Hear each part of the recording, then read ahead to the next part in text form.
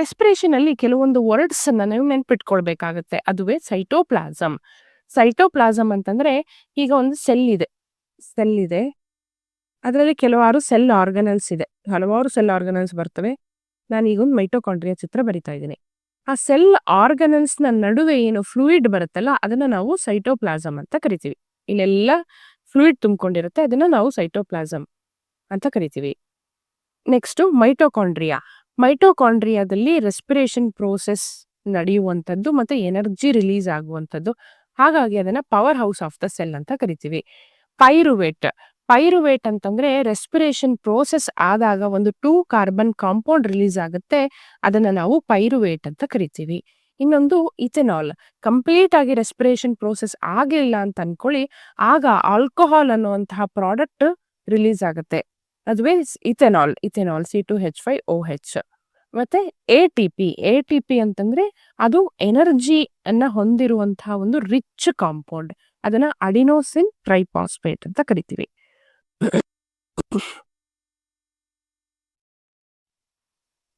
The process of breaking complex organic material into simple form with the help of enzyme is called respiration. ಎಂಜೈಮ್ಗಳ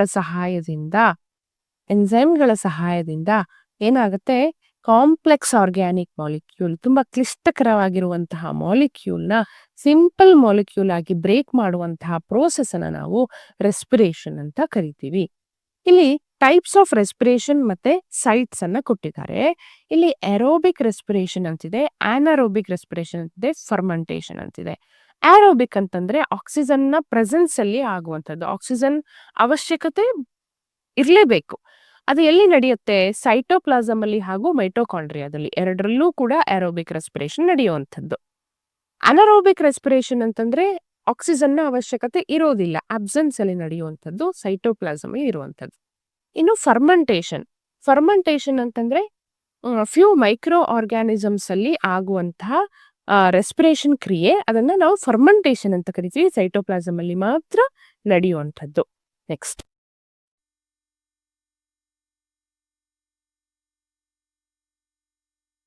process of respiration ಏನೆಲ್ಲ steps ಇದೆ? 3 steps ಇದೆ. 3 steps ಅನ್ನ ನೆನ್ಪಿಟ್ಕೊಳ್ಳಿ. ಒಂದು, glucose, ನಾವೇನು ಆಹಾರದಿಂದ ಪಡಿತೀವಲ್ವಾ, glucose C6H6, ಅದೇನಾಗುತ್ತೆ, ಬ್ರೇಕ್ ಆಗುತ್ತೆ. ಅದು ಕಾಂಪ್ಲೆಕ್ಸ್ ಮಾಲಿಕ್ಯೂಲ್. ಅದು ಬ್ರೇಕ್ ಆಗಿ ಏನ್ ಕೊಡುತ್ತೆ ನಮಗೆ? ಪೈರುವೇಟ್ ಅನ್ನ ಕೊಡುತ್ತೆ. ಪೈರುವೇಟ್ ಎಲ್ಲಿ ಫಾರ್ಮೇಶನ್ ಆಗುತ್ತೆ? In the cytoplasm of the cell.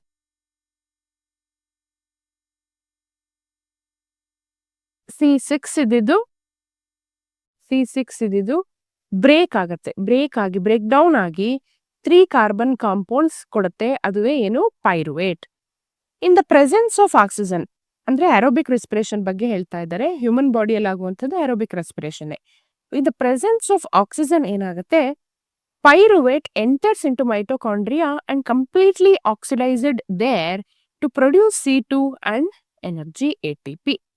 Cell ಅಲ್ಲಿ ಮೈಟೋಕಾಂಡ್ರಿಯಾ ಇರುತ್ತೆ. ಆ ಮೈಟೋಕಾಂಡ್ರಿಯಾದ ಒಳಗೆ ಪೈರುವೇಟ್ ಹೋಗಿ ಅಲ್ಲಿ ಕಂಪ್ಲೀಟ್ ಆಗಿ ಆಕ್ಸಿಡೈಸ್ ಆಗುತ್ತೆ. Addition of oxygen takes place to produce ಏನು?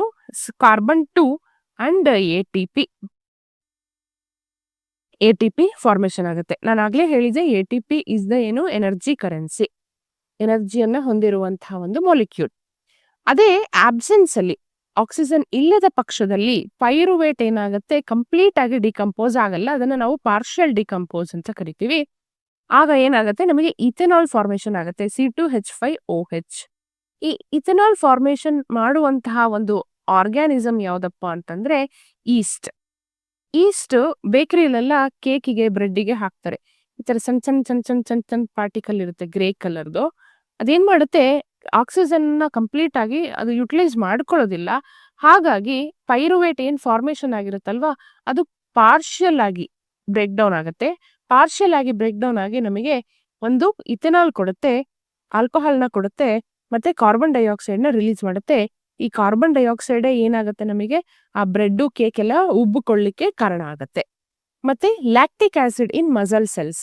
ಈ ನಮ್ಮ ಮಂಡಿ ನೋವು ಅಂತ ಹೇಳ್ತಾ ಇರ್ತಾರೆ. ಮತ್ತೆ ತುಂಬಾ ರನ್ ಮಾಡಿದಾಗ ಏನಾಗುತ್ತೆ? ಕ್ರಾಂಪ್ ಆಗುತ್ತಲ್ವಾ, ಮಂಡಿ ಹಿಡ್ಕೊಳತ್ತಲ್ವಾ, ಆಗ ಕಂಪ್ಲೀಟ್ ಆಗಿ ಏನಾಗಿರಲ್ಲ, ಆ ಪೈರುವೇಟು ಡಿಕಂಪೋಸ್ ಆಗಿರಲ್ಲ. ಹಾಗಾಗಿ ಲ್ಯಾಕ್ಟಿಕ್ ಆಸಿಡ್‌ನ ಬಿಡುಗಡೆ ಆಗುವಂಥದ್ದು. ಈ ಲ್ಯಾಕ್ಟಿಕ್ ಆಸಿಡ್ ಇಂದಾಗಿ ನಮಗೆ ನೋವು ಬರುವಂಥದ್ದು.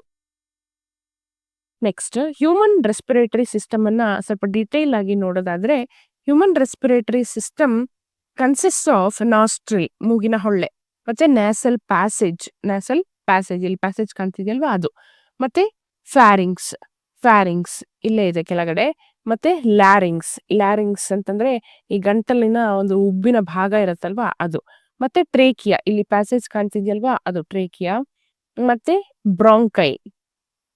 ಬ್ರಾಂಕೈ ಲಂಗ್ಸ್ ಅಲ್ಲಿ ಇರುವಂತದ್ದು. ಬ್ರಾಂಕೈ ಡಿವೈಡ್ ಆಯ್ತು ಅಂತಂದ್ರೆ ಅದನ್ನ ಬ್ರಾಂಕಿಯೋಲ್ಸ್ ಅಂತ ಕರಿತೀವಿ. ಬ್ರಾಂಕಿಯೋಲ್ಸ್ ನ ತುದಿಯಲ್ಲಿ ಈ ತರ ಸ್ಯಾಕ್ ಶೇಪ್ಡ್ ಬಲೂನ್ ಶೇಪ್ಡ್ ಕಾಣ್ತಾ ಇದೆಯಲ್ವಾ ಅದನ್ನ ಆಲ್ವಿಯೋಲೆ ಅಂತ ಕರಿತೀವಿ. ಮತ್ತೆ diaphragm it separates lungs from other parts. Next rib cage ಅಂತ ಹೇಳಿ, ಈ ಕವಾಟವನ್ನ ನಾವು ಲಂಗ್ಸಿನ ಕವಾಟವನ್ನ ನಾವು ರಿಬ್ ಕೇಜ್ ಅಂತ ಕರಿತೀವಿ. ಝೂಮ್ ಮಾಡಿ ನೋಡ್ಬಿಡೋಣ.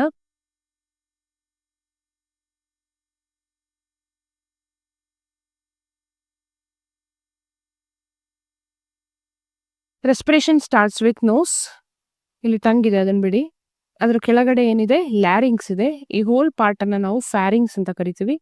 ಇಲ್ಲಿ 2 ಲಂಗ್ಸ್ ಕಾಣ್ತಾ ಇರೋದು, ಒಂದು ಲೆಫ್ಟ್ ಲಂಗ್, ಇನ್ನೊಂದು ರೈಟ್ ಲಂಗ್. ಇಲ್ಲಿ ರೈಟ್ ಬ್ರಾಂಕಸ್ ಇದೆ, ಇಲ್ಲಿ ಲೆಫ್ಟ್ ಬ್ರಾಂಕಸ್ ಇದೆ. ಲೆಫ್ಟ್ ಬ್ರಾಂಕಿಯೋಲ್ಸ್ ಇದೆ. ಬ್ರಾಂಕಿಯೋಲ್ಸ್ ಅಂತಂದ್ರೆ ಬ್ರಾಂಕಸ್ ಡಿವೈಡ್ ಆದ್ಮೇಲೆ ಬ್ರಾಂಕಿಯೋಲ್ಸ್ ಅಂತ ಕರಿತೀವಿ. ಬ್ರಾಂಕಿಯೋಲ್ಸ್ ನ ತುದಿಯಲ್ಲಿ ಆಲ್ವಿಯೋಲೆ ಇದೆ, ಇದು ಡಯಾಫ್ರಮ್. ಓಕೆ,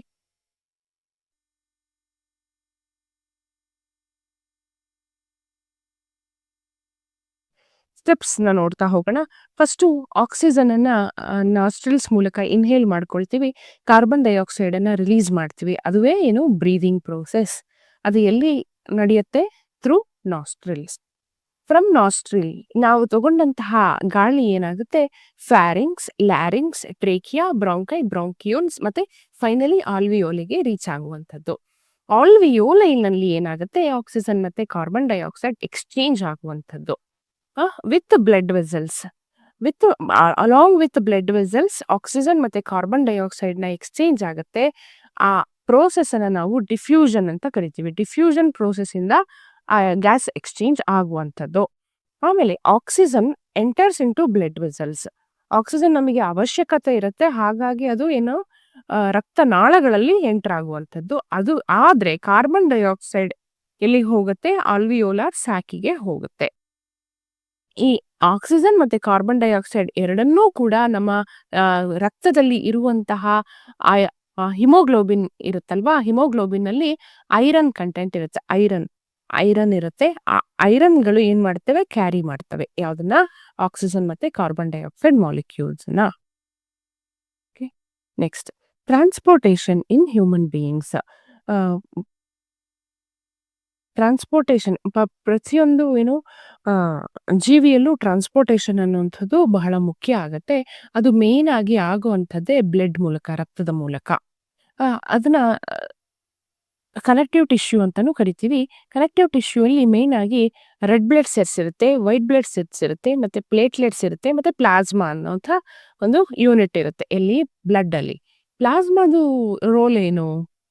ಅದನ್ನ fluid portion of the blood ಅಂತ ಕರಿತೀವಿ. It is just watery fluid ಅಷ್ಟು, ಆಯ್ತಾ?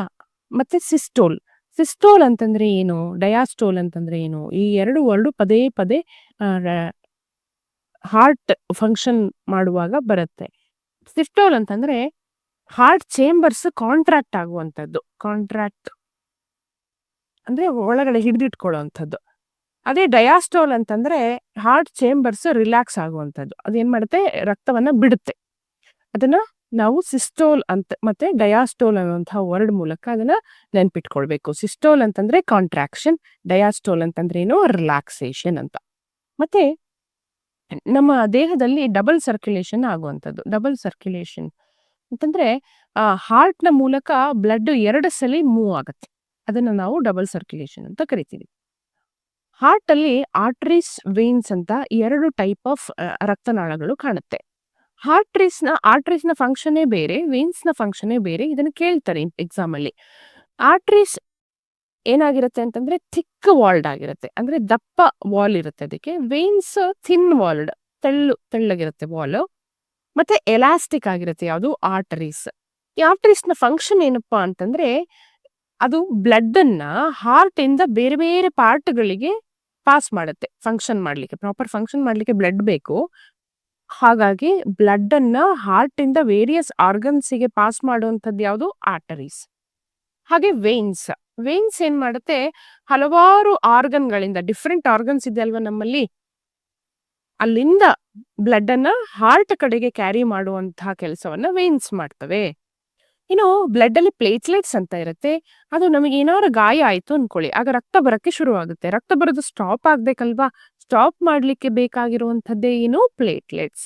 ನೆಕ್ಸ್ಟ್ ಲಿಂಫ್ ಅಥವಾ ಟಿಶ್ಯೂ ಫ್ಲೂಯಿಡ್ ಏನಿರುತ್ತೆ ಅದು ಟಿಶ್ಯೂಗಳ ಗ್ರೂಪ್ ಆಫ್ ಸೆಲ್ಸ್ ಅನ್ನ ನಾವು ಟಿಶ್ಯೂ ಅಂತ ಕರಿತೀವಿ. ಆ ಸ್ಪೇಸ್ ಅಲ್ಲಿ ಇರುವಂತದ್ದು. ಅದೇನ್ ಮಾಡುತ್ತೆ, ಅದಕ್ಕೂ ಕೂಡ ಒಂದು ರೋಲ್ ಇದೆ. ಅದು they carry digested and undigested food. ಆಯ್ತಾ? ಮತ್ತೆ ಸ್ಪಿಗ್ಮೋಮಾನೋಮೀಟರ್. ಈ ಸ್ಪಿಗ್ಮೋಮಾನೋಮೀಟರ್ ಅಂದ್ರೆ ಇನ್ಸ್ಟ್ರೂಮೆಂಟ್. ನೀವು ಡಾಕ್ಟರ್ಸ್ ಹತ್ರ ನೋಡಿರ್ತೀರಾ. ನನಗೆ BP ಚೆಕ್ ಮಾಡಬೇಕು ಅಂತಂದ್ರೆ ಅವರು ಯೂಸ್ ಮಾಡುವಂತಹ ಇನ್ಸ್ಟ್ರೂಮೆಂಟ್ ಅನ್ನ ನಾವೇನಂತ ಕರಿತೀವಿ? Sphygmomanometer. Measures blood pressure. It will come for 1 marks. Okay.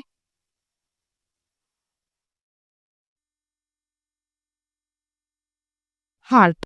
ಇದು ಹ್ಯೂಮನ್ ಹಾರ್ಟ್ ಮೇಲೆ ತೋರಿಸಿದ್ದಾರೆ. ಆದ್ರೆ ಫಿಶ್ ಅಲ್ಲಿ ಯಾವ ರೀತಿ ಹಾರ್ಟ್ ಇರುತ್ತೆ? ನಮ್ಗೆ ಗೊತ್ತಿದೆ, ಹ್ಯೂಮನ್ ಹಾರ್ಟ್ 4 ಚೇಂಬರ್ ಅನ್ನ ಹೊಂದಿದೆ. ಇಲ್ಲಿ ನೋಡಿ, 4 chamber: right atrium, left atrium, right ventricle, left ventricle ಅಲ್ವಾ? ಹ್ಯೂಮನ್ ಬಾಡಿಯಲ್ಲಿ 2 ಆಟ್ರಿಯಂ, 2 ವೆಂಟ್ರಿಕಲ್. ಸೊ ಟೋಟಲ್ ಎಷ್ಟು? 4 ಚೇಂಬರ್ಸ್ ಆಯ್ತಲ್ವಾ? ಅದೇ ರೀತಿ ಫಿಶ್ ಅಲ್ಲಿ 4 ಇರುತ್ತಾ ಅಂತಂದ್ರೆ ಇಲ್ಲ, 2 ಇರುತ್ತೆ. 1 ಆಟ್ರಿಯಂ, 1 ವೆಂಟ್ರಿಕಲ್. ಅದೇ ಆಂಫಿಬಿಯನ್ಸ್ ನ ತಗೊಳ್ಳಿ. ಆಂಫಿಬಿಯನ್ಸ್ ಅಲ್ಲಿ 3 ಚೇಂಬರ್ಸ್ ಇರುತ್ತೆ. ಉಭಯ ಚರವಾಸಿಗಳು. ಅದರಲ್ಲಿ 2 ಆಟ್ರಿಯಂ ಇರುತ್ತೆ, 1 ವೆಂಟ್ರಿಕಲ್ ಇರುತ್ತೆ. ನಮ್ಮ ಹ್ಯೂಮನ್ಸ್ ಅಲ್ಲಿ 4 ಏನಿರುತ್ತೆ ಚೇಂಬರ್ಸ್ಗಳು ಇರುವಂತದ್ದು. ಅದು ಕಂಟಿನ್ಯೂಸ್ ಆಗಿ ಕಾಂಟ್ರಾಕ್ಷನ್ ಮತ್ತೆ ರಿಲ್ಯಾಕ್ಸೇಷನ್ ಆಗ್ತಾ ಇರುತ್ತೆ. ಅದನ್ನ ನಾವು ಸಿಸ್ಟೋಲಿಕ್ ಮೂವ್ಮೆಂಟ್ ಮತ್ತೆ ಡಯಾಸ್ಟೋಲಿಕ್ ಮೂವ್ಮೆಂಟ್ ಅಂತ ಹೇಳ್ತೀವಿ. ಅದು ಆಗೋದು ಸ್ಟಾಪ್ ಆಯ್ತು ಅನ್ಕೊಳ್ಳಿ, ಮನುಷ್ಯನ ಜೀವ ಹೋದ ಹಾಗೆ. ಇಲ್ಲಿ ದೊಡ್ಡದಾಗಿ ಕಾಣ್ತಾ ಇದೀರಲ್ವಾ, ಇದುವೇ ಅಯೋರ್ಟಾ. ಹಾರ್ಟಿನ ಚಿತ್ರ ವೆರಿ ವೆರಿ ಇಂಪಾರ್ಟೆಂಟ್. ಪ್ರತಿ ಎಕ್ಸಾಮ್ ಅಲ್ಲೂ ಕೇಳುವಂಥದ್ದು. ಇದು ಪಲ್ಮನರಿ ಆರ್ಟ್ರಿ. ರೈಟ್ ವೆಂಟ್ರಿಕಲ್ಗೆ ಇದು ಕನೆಕ್ಟ್ ಆಗಿದೆ. ಪಲ್ಮನರಿ ಆರ್ಟ್ರಿ ತುಂಬಾ ಇಂಪಾರ್ಟೆಂಟ್ ಆರ್ಟ್ರಿ ಇದು. ಇದು ಪಲ್ಮನರಿ ವೇನ್ ಇವೆರಡು. ಪಲ್ಮನರಿ ವೇನ್ ನ ಮೂಲಕ ಒಳಗಡೆ ಬ್ಲಡ್ ಎಂಟರ್ ಆಗ್ತಿರುವಂತದ್ದು.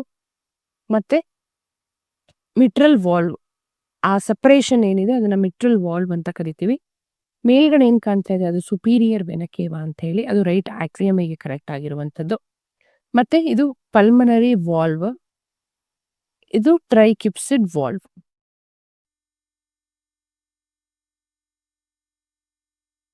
ಹ್ಯೂಮನ್ ಹಾರ್ಟ್ ಅಲ್ಲಿ ನಾನು ಆಗ್ಲೇ ಹೇಳಿದಾಗೆ ಮೇಲಿನ 2 ಆಟ್ರಿಯಂ, 2 ವೆಂಟ್ರಿಕಲ್ ಇರುತ್ತೆ. ಆಟ್ರಿಯಂ ಮತ್ತೆ ವೆಂಟ್ರಿಕಲ್ ಸೆಪರೇಟ್ ಆಗಿರುತ್ತೆ.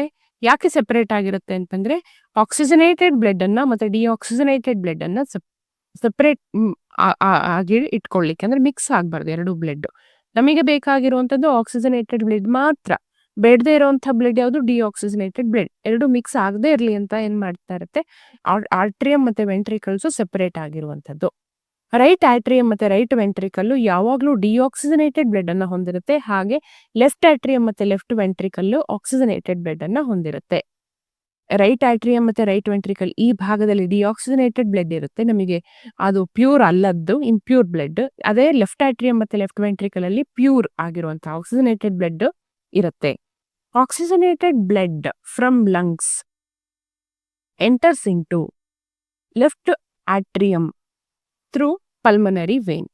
ಆಕ್ಸಿಜನೇಟೆಡ್ ಬ್ಲಡ್ ಎಲ್ಲಿಂದ ಸಿಗುತ್ತೆ ನಮಗೆ? ಆಕ್ಸಿಜನೇಟೆಡ್ ಬ್ಲಡ್ ಅಂದ್ರೆ ಲಂಗ್ಸ್ ಇಂದ ಸಿಗುವಂಥದ್ದು. ಲಂಗ್ಸ್ ಇಂದ ಸೀದಾ ಎಲ್ಲಿಗೆ ಬರುತ್ತೆ? ಅದು ಲೆಫ್ಟ್ ಆಟ್ರಿಯಂಗೆ ಬರುವಂಥದ್ದು. ಇದುವೇ ಲೆಫ್ಟ್ ಆಟ್ರಿಯಂ. ಲೆಫ್ಟ್ ಆಟ್ರಿಯಂ ಇಂದ ಹೇಗ್ ಬರುತ್ತೆ? ಪಲ್ಮನರಿ ವೇನ್ಗಳ ಮೂಲಕ ಬರುವಂಥದ್ದು. ಲೆಫ್ಟ್ ಆಟ್ರಿಯಂ ಕಾಂಟ್ರಾಕ್ಟ್ ಆದಾಗ ಅಂದ್ರೆ ಸಿಸ್ಟೋಲಿಕ್ ಮೂವ್ಮೆಂಟ್ ಆದಾಗ ಏನಾಗುತ್ತೆ, ಲೆಫ್ಟ್ ಆಟ್ರಿಯಂ ಅಲ್ಲಿ ಇದ್ದಂತಹ ಬ್ಲಡ್ ಲೆಫ್ಟ್ ವೆಂಟ್ರಿಕಲ್ಗೆ ಎಂಟರ್ ಆಗುತ್ತೆ.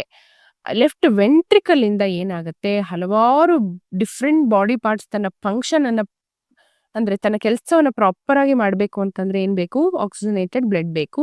Through this aorta, orange shaped structure ಇದೆಯಲ್ವಾ, ಅಯೋರ್ಟದ ಮೂಲಕ ಆಕ್ಸಿಜನೇಟೆಡ್ ಬ್ಲಡ್ ಬಾಡಿಯ ಡಿಫ್ರೆಂಟ್ ಆರ್ಗನ್ಸ್ಗೆ ಪಾಸ್ ಆಗಿ ಹೋಗುತ್ತೆ. ಮತ್ತೆ ಆ ಬಾಡಿಯಲ್ಲಿ ಏನಾಗುತ್ತೆ, ಆಕ್ಸಿಜನೇಟೆಡ್ ಬ್ಲಡ್ ಇದ್ದಿದ್ದು ಡಿಆಕ್ಸಿಜನೇಟೆಡ್ ಆಗುತ್ತೆ. ಅದನ್ನ ವಾಪಸ್ ಯಾರು ಹಾರ್ಟ್‌ಗೆ ಕ್ಯಾರಿ ಮಾಡ್ತಾರೆ ಅಂತಂದ್ರೆ superior and inferior vena cava. Superior ಇಲ್ಲಿದೆಯಲ್ಲ ಸುಪೀರಿಯರ್ ವೆನ ಕೇವಾ, ಮತ್ತೆ ಇಲ್ಲಿ ಕೆಳಗಡೆ ಕಾಣ್ತಿದ್ಯಲ್ವಾ ಅದನ್ನ ಇನ್ಫೀರಿಯರ್ ವೆನ ಕೇವಾ ಅಂತ ಕರಿತೀವಿ. ಎರಡರ ಮೂಲಕ ಏನಾಗುತ್ತೆ, ರೈಟ್ ಆಟ್ರಿಯಮ್‌ಗೆ ಎಂಟರ್ ಆಗುತ್ತೆ. ಯಾವುದು, ಡಿಆಕ್ಸಿಜನೇಟೆಡ್ ಬ್ಲಡ್. ಯಾವಾಗ ರೈಟ್ ಆಟ್ರಿಯಂ ಇಲ್ಲಿ ಬ್ಲಡ್ ಶೇಖರಣೆ ಆಗಿದೆ, ಅದು ಏನಾಗಬೇಕು, ರೈಟ್ ವೆಂಟ್ರಿಕಲ್ಗೆ ಪಾಸ್ ಆಗಬೇಕು. ಯಾವಾಗ ಪಾಸ್ ಆಗುತ್ತೆ, ಅದು ಕಾಂಟ್ರಾಕ್ಟ್ ಆದಾಗ, ಸಿಸ್ಟೋಲಿಕ್ ಮೂಮೆಂಟ್ ಆದಾಗ ಅದು ರೈಟ್ ವೆಂಟ್ರಿಕಲ್ಗೆ ಪಾಸ್ ಆಗುತ್ತೆ. ಆಗ ಏನಾಗುತ್ತೆ, ಅಲ್ಲಿರುವಂತಹ ಡಿಆಕ್ಸಿಜನೇಟೆಡ್ ಬ್ಲಡ್ ಪಲ್ಮನರಿ ಆರ್ಟ್ರಿ ಮೂಲಕ, ಇಲ್ಲಿದೆಲ್ಲ ಪಲ್ಮನರಿ ಆರ್ಟ್ರಿ ಮೂಲಕ ಎಲ್ಲಿಗೆ ಹೋಗುತ್ತೆ, ಲಂಗ್ಸಿಗೆ ಹೋಗುತ್ತೆ, to convert it into oxygenated blood.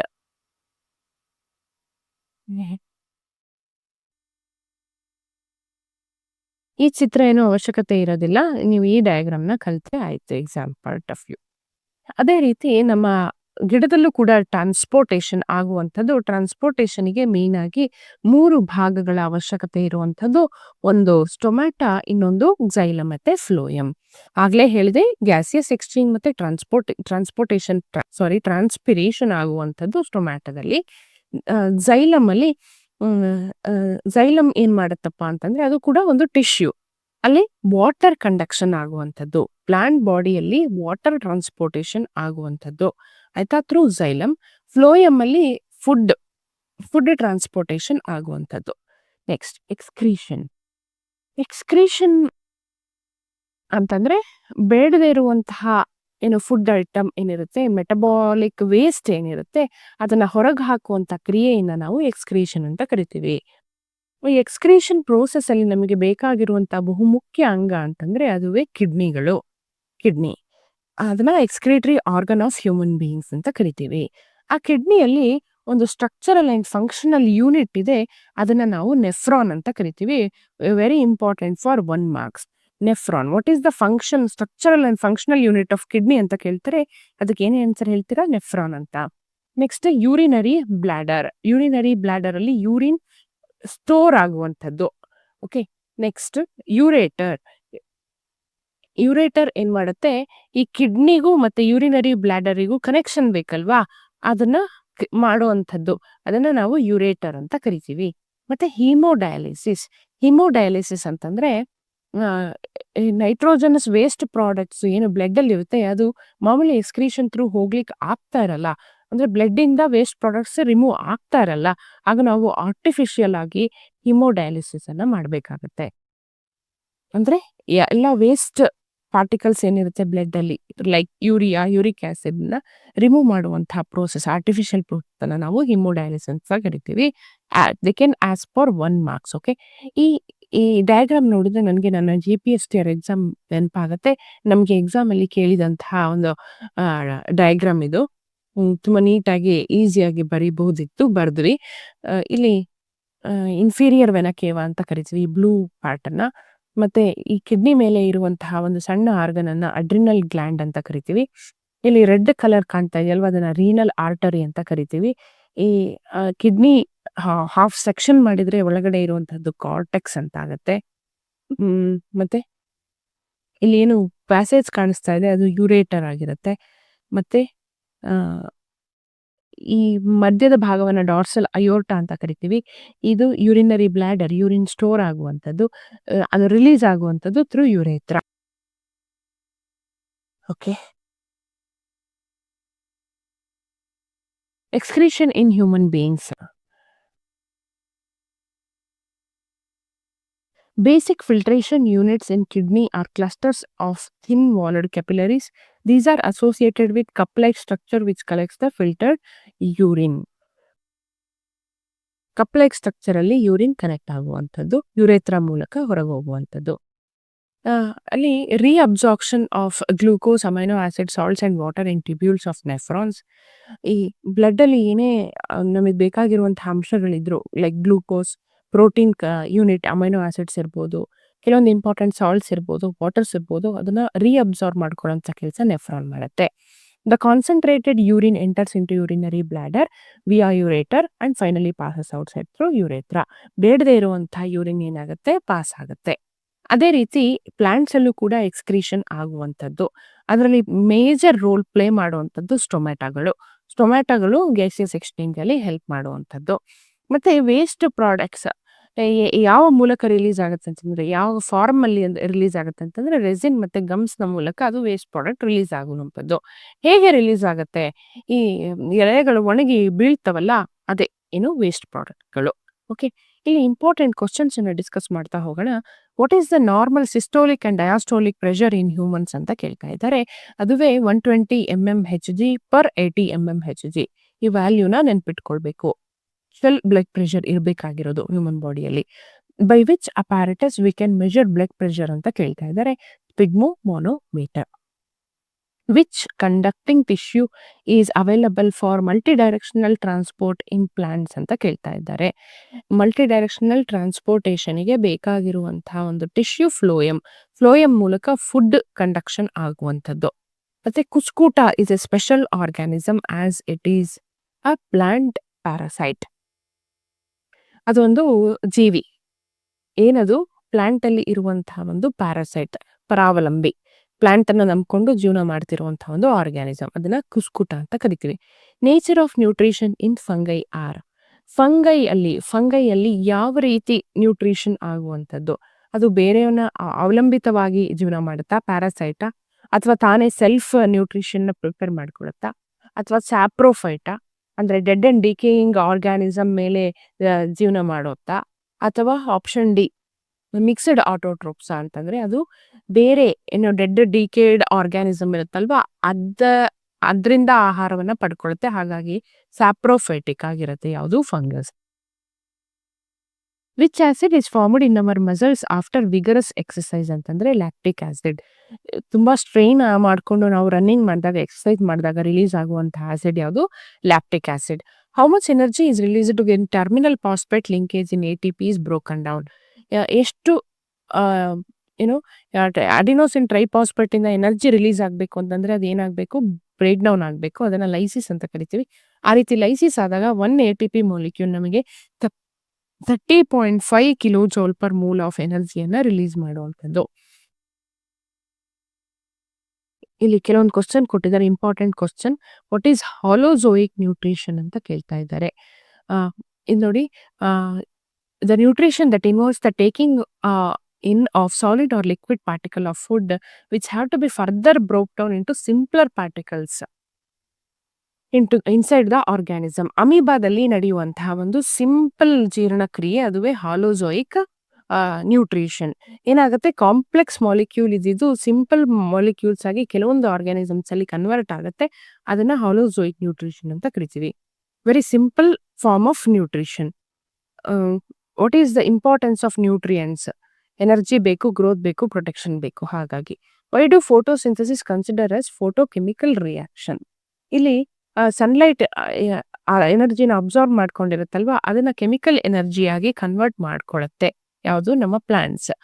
So by forming carbohydrates from atmospheric carbon dioxide and water and releasing molecular oxygen as a by product.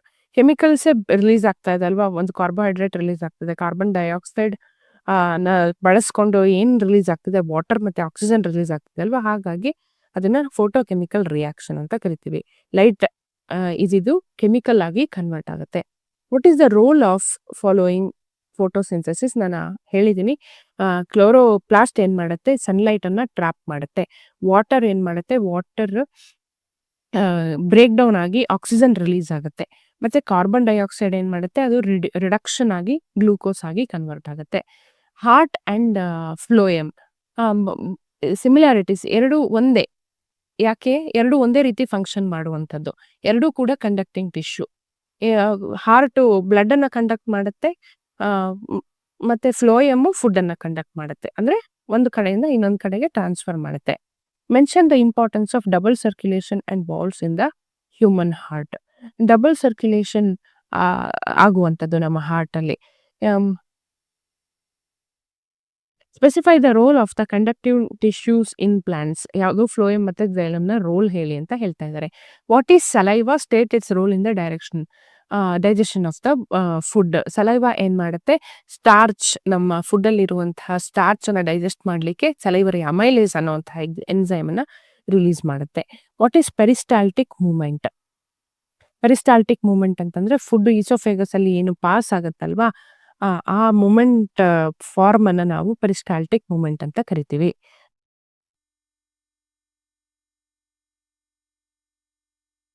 ಇಲ್ಲಿ ಈ ಹಾರ್ಟ್ ಅಲ್ಲಿ ಬರುವಂತಹ vena cava and aorta, pulmonary and pulmonary vein ಬಗ್ಗೆ detail ಆಗಿ ಕೇಳಿದ್ದಾರೆ. 1 sentence ಬರೆದ್ರೆ ಸಾಕು. ಮತ್ತೆ anaerobic respiration and fermentation role ಕೇಳಿದ್ದಾರೆ. ವಾಟ್ ಈಸ್ ಅನರೋಬಿಕ್ ರೆಸ್ಪಿರೇಷನ್ ಅಂತ ಹೇಳಿದ್ರೆ ಸಾಕು. ರೆಸ್ಪಿರೇಷನ್ ವಿತೌಟ್ ಆಕ್ಸಿಜನ್ ಅಂತ ಹೇಳಿ. ಇಲ್ಲಿ ಫರ್ಮೆಂಟೇಷನ್ ಅಂತಂದ್ರೆ ವಿತೌಟ್ ಆಕ್ಸಿಜನ್ನೇ, ಆದ್ರೆ ಮೈಕ್ರೋ ಆರ್ಗಾನಿಸಮ್ಸ್ ನಡೆಯುವಂತ ರೆಸ್ಪಿರೇಷನ್ ಪ್ರೋಸೆಸ್. ಮತ್ತೆ ಬ್ರಾಂಕೈ ಮತ್ತೆ ಬ್ರಾಂಕ್ಯೂಲ್ಸ್ ನ ಫಂಕ್ಷನ್ ಹೇಳಿದ್ರೆ ಆಯ್ತು.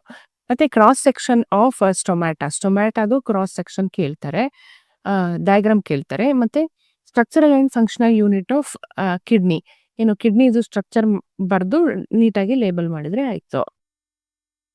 ಗಿವ್ ರೀಸನ್ಸ್ ಕೇಳಬಹುದು. ವೆರಿ ಇಂಪಾರ್ಟೆಂಟ್ ಲೈಫ್ ಪ್ರೋಸೆಸ್ ಅಲ್ಲಿ. Ventricles have thicker muscles walls than arteries ಅನ್ಬೇಕದು. The transport system in plants is slow. ಯಾಕೆ ಅಂತ ಕೇಳಿದ್ದಾರೆ. Blood circulation differs in aquatic vertebrates from that in terrestrial vertebrates. ಯಾಕೆ? During the day time water and minerals travel faster through the xylem as compare to the night. ಇಷ್ಟು give ರೀಸನ್ಸಿಗೆ ಕೇಳಿರುವಂಥದ್ದು. ಇಲ್ಲಿ answer ಇದೆ detail ಆಗಿ, ನಿಮಗೆ PDF ಸಿಕ್ಬಿಡುತ್ತೆ, ಅದನ್ನ ನೋಡ್ಕೊಂಡ್ರೆ ಆಯ್ತು. ಸೊ ಲೈಫ್ ಪ್ರೋಸೆಸ್ ಚಾಪ್ಟರ್ ಮುಗಿದಿದೆ. ಧನ್ಯವಾದಗಳು.